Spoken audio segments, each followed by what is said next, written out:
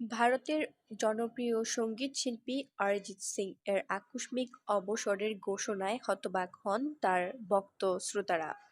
পশ্চিমবঙ্গের মুর্শিদাবাদের জিয়াগঞ্জের এই গায়ক গত এক দশকে তুম হি হো, চান্না মেরিয়া ও কেশরিয়ার মতো অসংখ্য কালজয়ী জনপ্রিয় গান উপহার দিয়েছেন।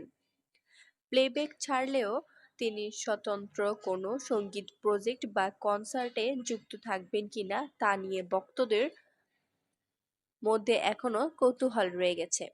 কয়েকদিন আগে সিনেমার গান থেকে সরে আসার ঘোষণা দেন এ সঙ্গীতশিল্পী।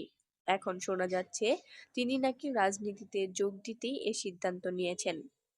সংবাদ মাধ্যমের এক প্রতিবেদনে এমন কথাই উঠে এসেছে।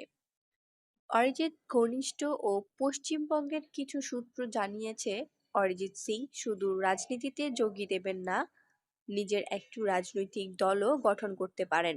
আরও দাবি করা হয়েছে, সিনেমার গান থেকে সরে আসাটা তার জন্য এই পথ সহজ করে দেবে।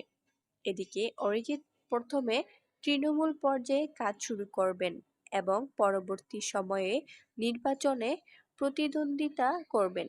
তবে ২০২৬ সালের পশ্চিমবঙ্গ বিধানসভা নির্বাচনে তিনি প্রার্থী হচ্ছেন না বলে এমনটিও জানা গেছে। যদিও অরিজিৎ সিং এর পক্ষ থেকে এখন পর্যন্ত কোনো বিবৃতি আসেনি।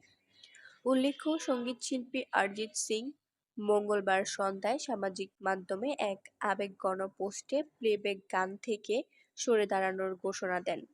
পোস্টে গায়ক লেখেন, শ্রোতা হিসেবে এত বছর আপনারা যে ভালোবাসা দিয়েছেন তার জন্য আমি কৃতজ্ঞ। জানাতে চাই, প্লেব্যাক গায়ক হিসেবে আমি আর কোনো নতুন কাজ করছি না, এখানেই ইতি টানছি।